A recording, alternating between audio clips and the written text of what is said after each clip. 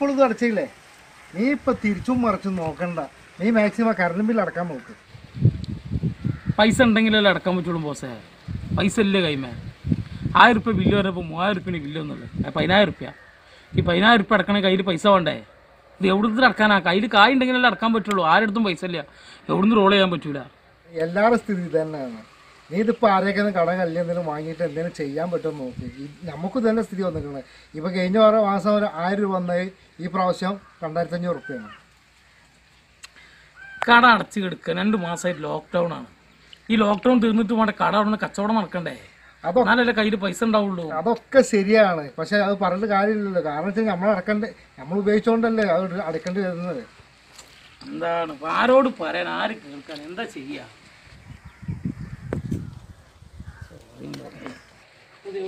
ഒപ്പിക്കണല്ലേ.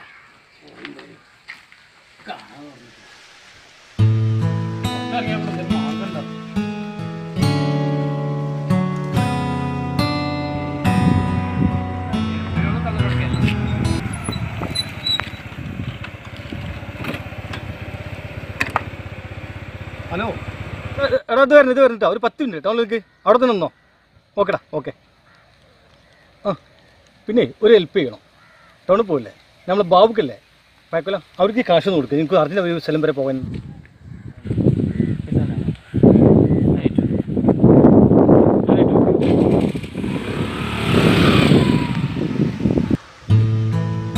ബാബുക്കാതിന് 2 ദിവസം ഇങ്ങോട്ട് കൊടുത്താലും മതി.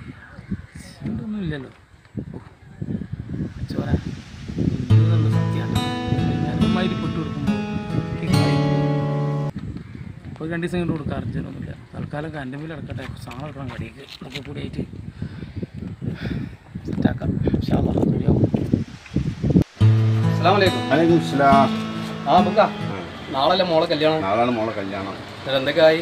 ഇപ്പോഴത്തെ നിയമങ്ങൾക്ക് അറിയില്ലേ, 50 ആളെ കൂടുതൽ കല്യാണത്തിൽ കൂടാൻ പാടില്ല.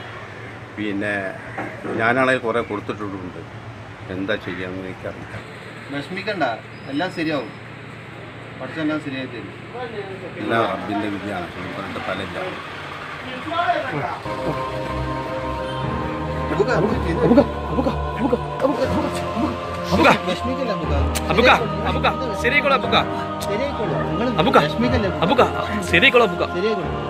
കുറച്ച് വെള്ളം എടുക്കണേ. വെള്ളം എടുക്കണം. വിഷമിക്കല്ലേ.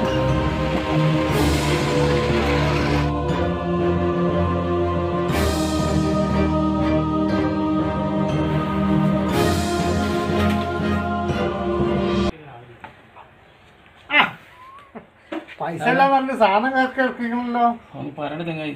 ഒരാളൊന്ന് റോൾ ചെയ്തപ്പോൾ കണ്ണുമില്ലടിച്ച് കുറച്ച് സാധനമൊക്കെ കൊടുത്തു. അടച്ചല്ലേ? അടിച്ച് പറയണ്ട പൊപ്പിച്ച അവസ്ഥ. നീ അറിഞ്ഞില്ലേ എന്താ? നമ്മളെ പഴക്കടയിലെ ബാബുക്ക മരിച്ച്. നമ്മളെ പഴക്കടയിലെ ബാബുക്കല്ലേ? നമ്മളെ ബാബു. ആ ബാബുക്ക അപ്പോൾ കുറച്ച് നേരത്തെ